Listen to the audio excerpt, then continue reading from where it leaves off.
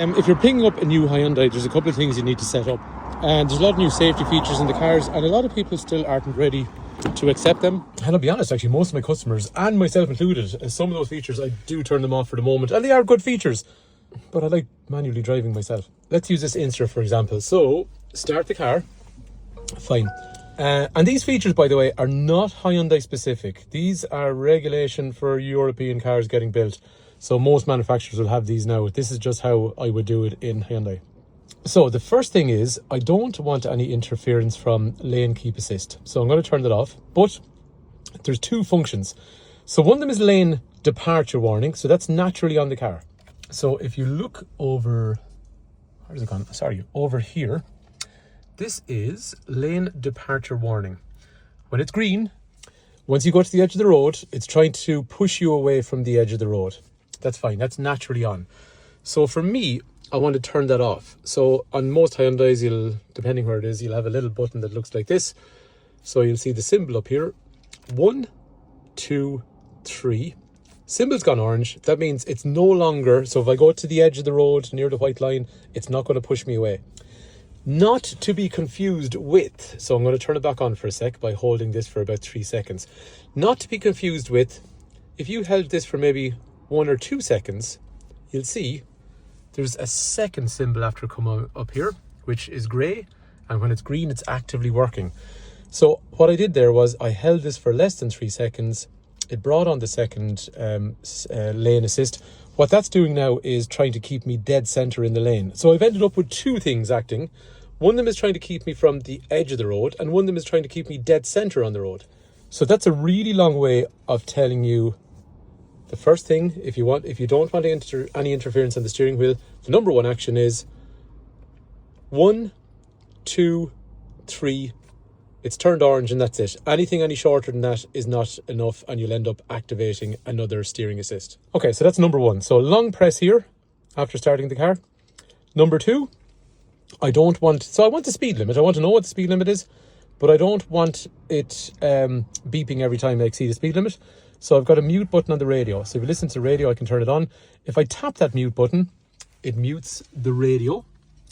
However, again, 3-second tap. 1, 2, 3, and now basically speed limit warning sound is off. So it's giving me the speed limit warning, but I've turned off the sound.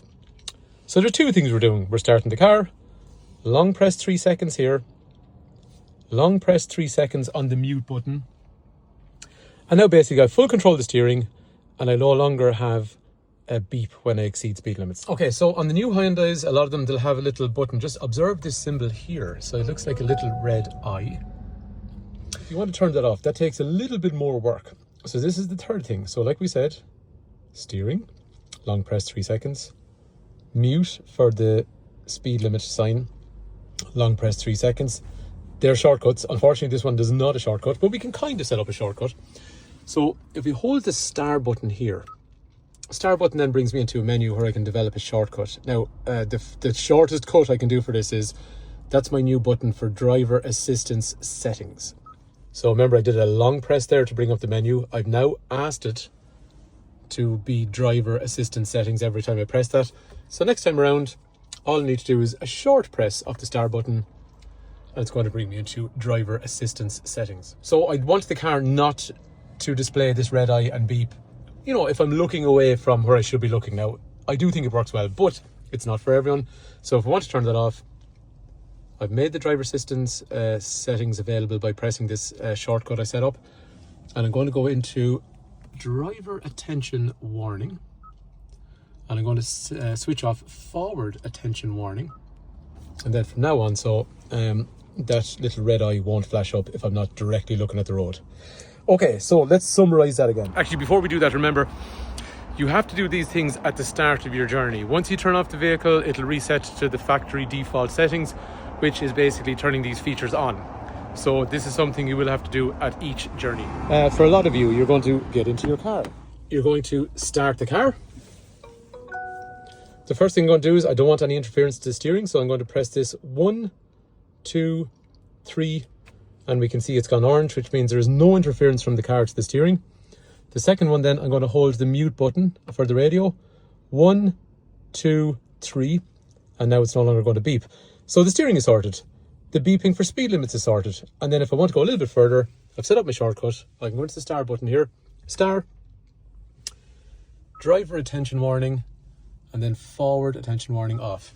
So that means now I can look whatever direction I want when I'm driving. So people find those 3 things kind of handy to switch off if they would just want to have a more older fashioned style of driving, which people like me are probably still used to. Thanks for watching.